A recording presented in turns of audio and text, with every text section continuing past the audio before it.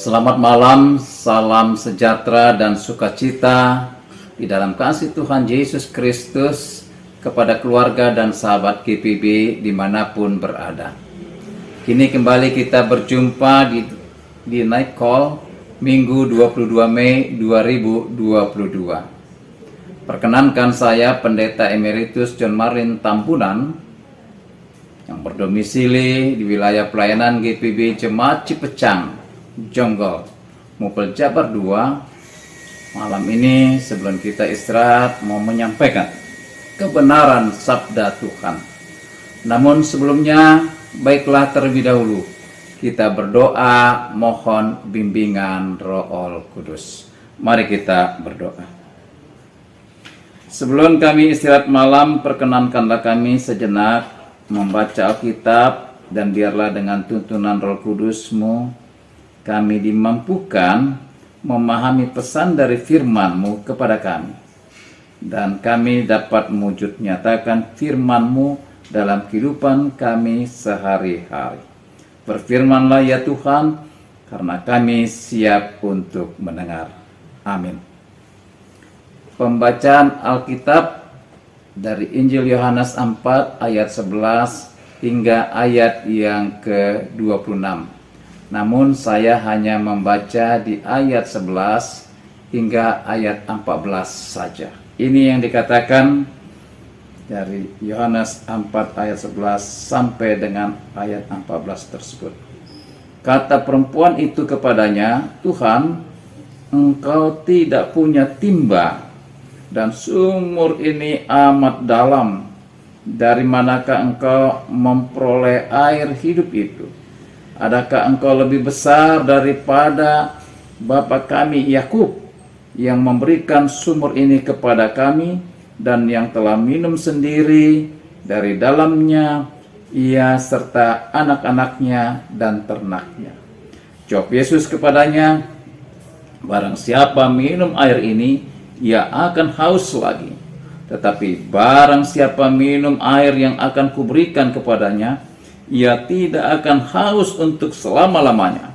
Sebaliknya, air yang akan kuberikan kepadanya akan menjadi mata air di dalam dirinya, yang terus-menerus memancar sampai kepada hidup yang kekal." Sahabat GPB dimanapun berada, salah satu kebutuhan tubuh manusia adalah air.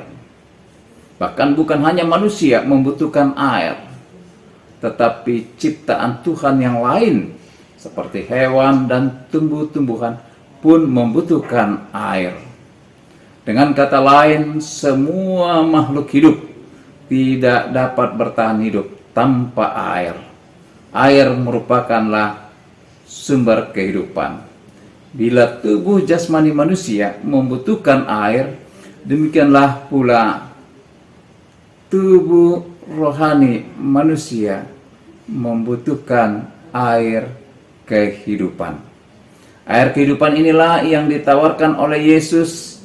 Air kehidupan yang ditawarkan oleh Yesus berbeda dengan air yang ada dalam sumur Yakub. Sebaliknya, air kehidupan yang ditawarkan dan diberikan oleh Yesus akan menjadi air di dalam diri manusia dan terus-menerus memancar sampai kepada hidup yang kekal. Itu yang dikatakan oleh Yesus di ayat yang ke-14.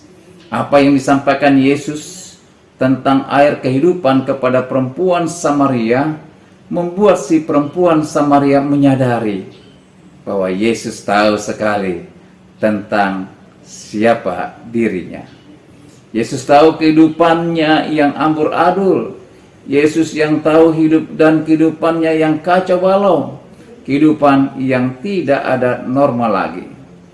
5 kali perempuan Samaria berganti-ganti suami, dan suami yang sekarang adalah sekedar hidup bersama, atau dengan kata lain Samen Leven, ayat 17 dan ayat 18. Dengan Yesus mengetahui tentang kehidupan perempuan Samaria tersebut, mau mengatakan tidak ada yang tersembunyi di hadapan Tuhan. manusia tidak bisa bermain topeng. Begitulah dengan kehidupan kita. Tuhan tahu sekali siapa kita dan apa yang kita lakukan.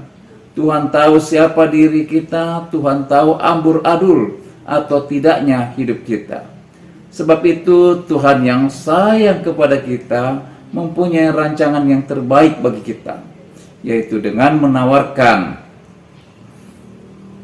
dan mau memberi air kehidupan yang tidak dapat membuat kita haus lagi, tidak membuat kita amburadul lagi, tidak kacau balau lagi. Dengan air kehidupan yang diberikannya, kita memperoleh kelegaan.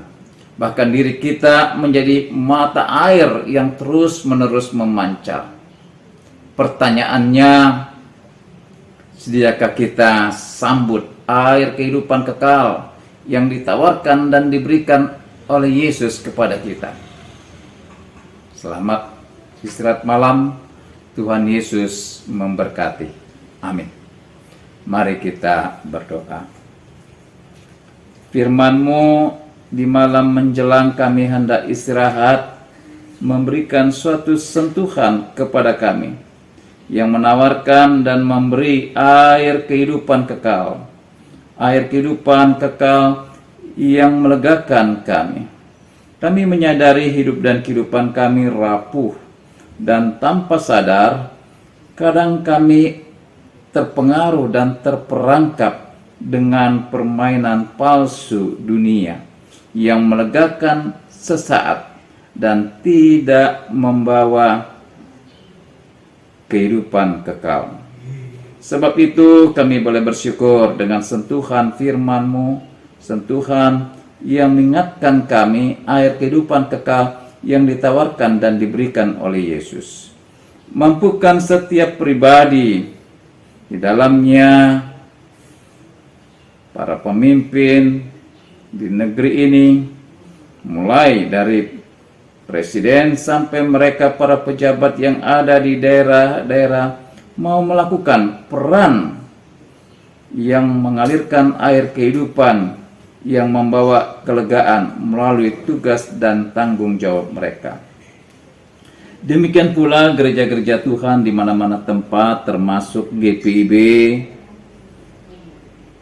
mulai dari fungsionaris Majelis Sinode, BP Mopel, bahkan juga radiaken dan penatua di jajaran jemaat, dengan tuntunanmu memahami peranan mereka sebagai penyampai berita tentang Yesus Kristus, sumber air kehidupan yang kekal. Apalagi secara khususnya GPB di tahun ini dalam proses pemilihan diaken dan penatua masa bakti 2022 sampai 2027 kiranya boleh berjalan baik sesuai kehendak Dia yang empunya gereja. Bagi saudara-saudara kami dengan berbagai pergumulannya, mereka di dalam fisik yang lemah, mereka yang alami musibah bencana alam ataupun musibah lainnya, meyakini Yesus Kristus sumber air kehidupan yang senantiasa menyertai dan memberikan, memberkati, menguatkan kendati situasi yang dihadapi tidak seperti yang diinginkan. Malam sudah bagian kami. Ketika malam ini kami akan beristirahat, biarlah dengan perkenaan Tuhan kami istirahat dengan baik dan bangun pagi hari dengan tubuh yang baik dalam melakukan pekerjaan bagi kemuliaan-Mu. Amin. Selamat beristirahat malam. Tuhan Yesus memberkati.